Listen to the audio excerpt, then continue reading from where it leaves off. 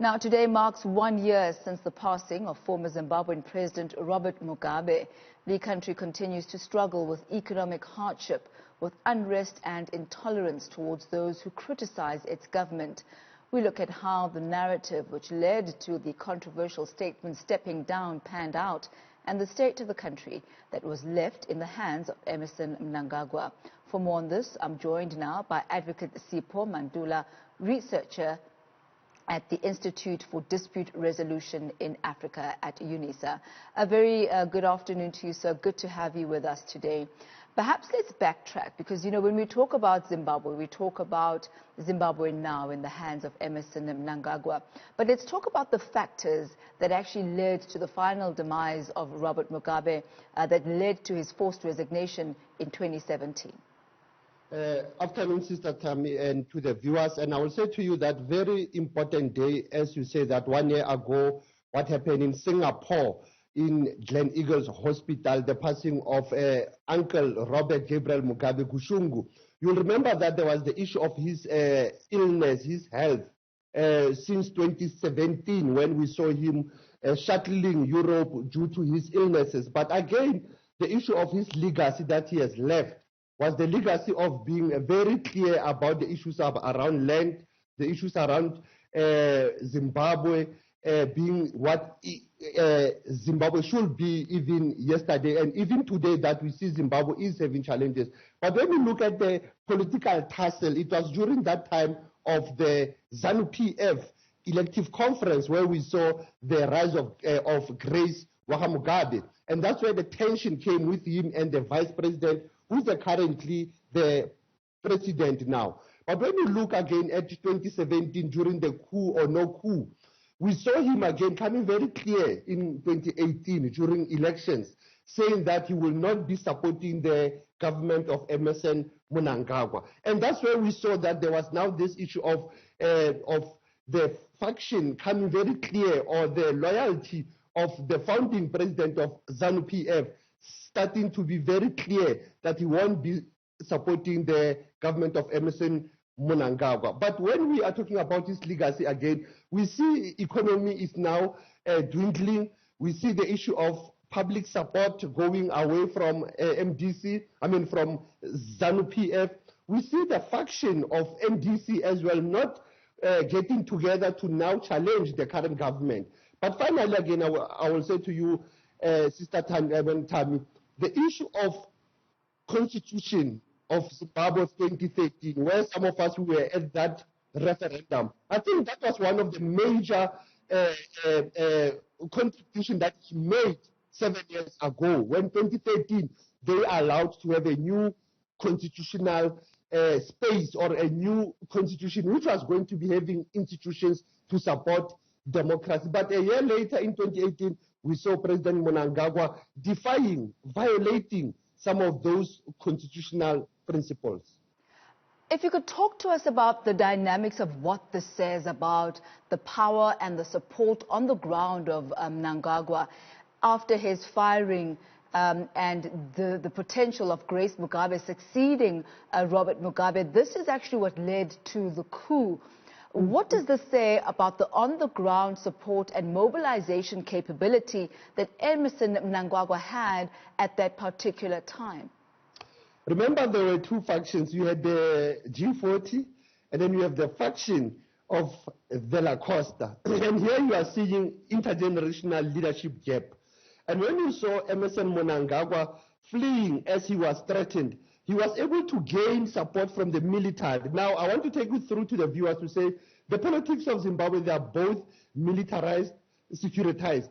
And again, when you think of the popular support, you saw from the different branches of ZANU-PF claiming that there is no way that Grace Mugabe can be an immediate candidate. Looking at how Joyce Mujuru was treated, looking at the role of many other ZANU-PF members like your Moyo, who was very influential. And now we saw the rise of Chiwenga during that time. So you saw that the issue of the military having interest in the executive, in the power of ZANU-PF, changed the whole dynamic of the leadership race that happened. And again, the issue, like I've said, of the region and the international community now being interested in the issues of Zimbabwe. That's when we saw what happened in 2017 with the military coup, or the no coup of the popular support that was saying that it is the time for Uncle Bob to resign. But now the issue of the support, as one said, ZANU PF Youth Brigade as well, you could see that they were now losing traction from the support of Grace Mugabe. And that's where we saw the rise, like I've said, of Emmerson Mnangagwa coming from the trenches, coming back as he was assisted by people like Sibusiso Moyo, who was rewarded as a Minister of Foreign Affairs. And we saw the rise of Constantino Chiwenga as the military general to become a deputy president. So that's how we could see that the politics of Zimbabwe missed what I've said to you earlier, constitutional democratization internally as well as externally. Let's talk about Grace Mugabe for a moment. Where is she now? What has been her fate since the passing of her husband? Remember that she was lamenting when issues of assets came through about that there are some land that Robert Mugabe was having and some land, and then he was losing those assets.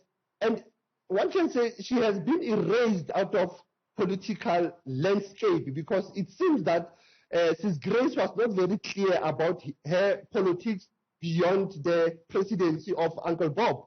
And when you look at her role, one would have expected her to have been vocal at the Women's League of ZANU-PF, but actually there were confrontations during that funeral. Remember that funeral system took almost 3 weeks to be finalized in terms of the cultural values, in terms of the state support, but as well as Grace being very angry. And when you remember, when he met with the opposition party leaders from South Africa, he was still lamenting about how she was treated by the government of Emmerson Mnangagwa. So one can say that she is out there in the cold, and day like this becomes a memory that she will never forget of what happened to his former husband. When Robert Mugabe died and when Emmerson Mnangagwa took power, there was jubilation throughout the streets of Zimbabwe, Zimbabweans saying it's a new hope, a new country that's going to be rejuvenated. They were hoping that the economy would recover. They were hoping that issues of land restitution would be progressed. But it seems like now there are some people in the wake of the current situation in Zimbabwe who seem to be having a bit of a, I guess, missing Robert Mugabe in some ways, even though they were the very ones who were asking for him and wanting for him to step down. Give us a sense of how it is on the ground as far as Robert Mugabe is concerned and the legacy that Zimbabweans now have of him in the wake of their current situation. Sister Tammy, one can say that you'll remember that post the inauguration of Mnangagwa, he raised the issues of change, democracy, rule of law, human rights, but he went the opposite route. Secondly, you'll find that, like you are saying, even during the burial of Uncle Bob, there was no many people who did attend that funeral. Yes, we had high-profile leaders who were there, but when you look at the current state now, people are still angry with the state of economy. People are still angry with Emmerson Mnangagwa of giving land back to the former white settlers or white farmers. People are still angry with the state of human rights in that country. So you can say that there is still that missing element of Uncle Bob, because during this time of the month, you will remember that this was the only African leader who can go to the United Nations and challenge the United Nations General Assembly on the role of Britain and America on Zimbabwe. The issues of sanctions, you remember that the legacy that Uncle Bob left was to question the issue of the sanctions in Zimbabwe, the issues of land redistribution, the question of identity of even Zimbabwe. But I think that was his weakness, of being patriotic inside, but leaving the broader community of Zimbabwe. And again, one of the elements of him was that he was a pan-African leader, but he lost his way in terms of getting support even from the region, because you will understand, during the time of Zuma turned his back against him because Zuma was able to harbor Emmerson Mnangagwa. And then we saw the role of the then President Thabo Mbeki being close to Robert the former late president in terms of mediation and trying to solve the crisis of Zimbabwe. So if one has to look at the broader challenges of Zimbabwe today, the health infrastructure have collapsed, the issue of corruption, but one will say that if Uncle Bob was there, the missing part was the youth leadership, the issue of how do we deal with the leadership in that country, rather than going for his family, a monarchy to be the president. I think that is a challenge that is facing Zimbabwe. And when we look at the leadership of SADC as well, SADC was very silent on the question of Zimbabwe.